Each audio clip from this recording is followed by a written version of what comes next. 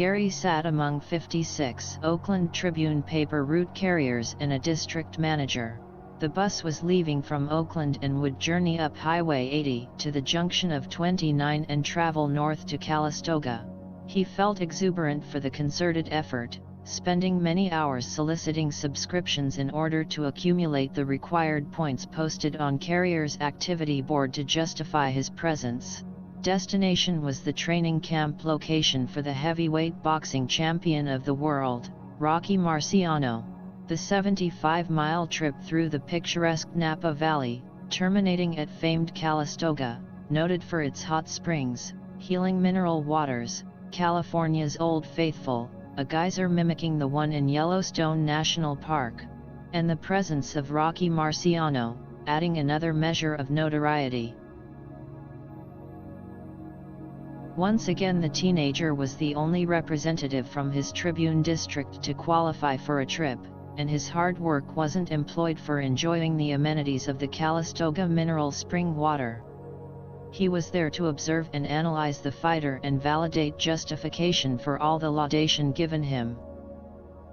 Gary recalled a past experience of meeting an iconic heavyweight champion, Max Baer, the boy's father taking him to a Teamsters Union benefit program, held at the Oakland Municipal Auditorium on 10th Street. It was hosted by Harry Babbitt, a big band vocalist from years past and currently hosting a morning CBS radio program.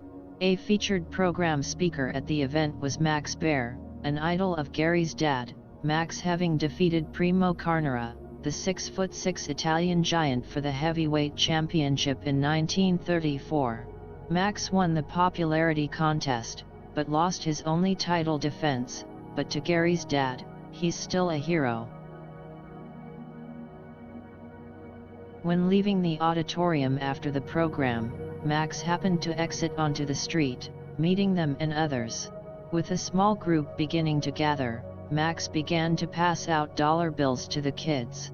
Gary approached, receiving $1 and shaking the champion's hand, his only thought being, "What a big, big hand."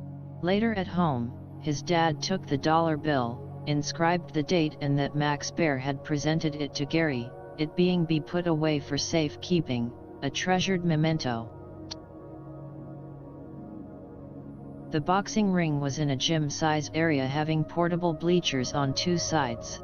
The time was approaching for Rocco Francis Marchigiano, Rocky Marciano, to enter. Gary's first impression was one of disappointment.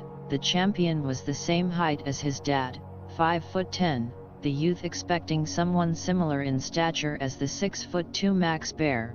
It was a letdown for the young man.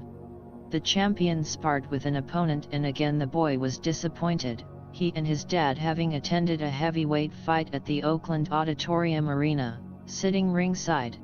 Gary found, it's inconceivable not to realize the amount of power and force that heavyweight fighter deliver with their blows, and in Gary's opinion, the sparring blows were nothing but love taps. He left disconcerted, deciding to partake of the amenities provided by the spring water after all.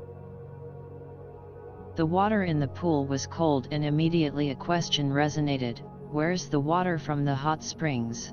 The question remained unanswered. Gary, having brought his swimming trunks as was suggested, soon awakened to the reality, the kale scent liquid from the ground wasn't destined for the pool, instead diverted to the commercial money-making spas.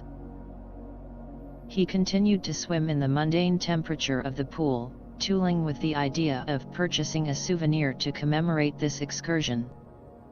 Wandering back by Rocky's training area, he was astonished. There stood the heavyweight champion of the world conversing with onlookers, mostly kids his age. Upon returning from his Tribune venture from Calistoga, Gary's negative opinion of Rocky had totally waned. He realized, judgmental observation should never be made on first impressions, but on substance, and Rocky had yet to be defeated in 48 bouts, with 42 knockouts, totally destroying Don Cockle, the fight whom he was training for at Calistoga. Gary, having come to the conclusion, making unjustified criticism is a loss for everyone.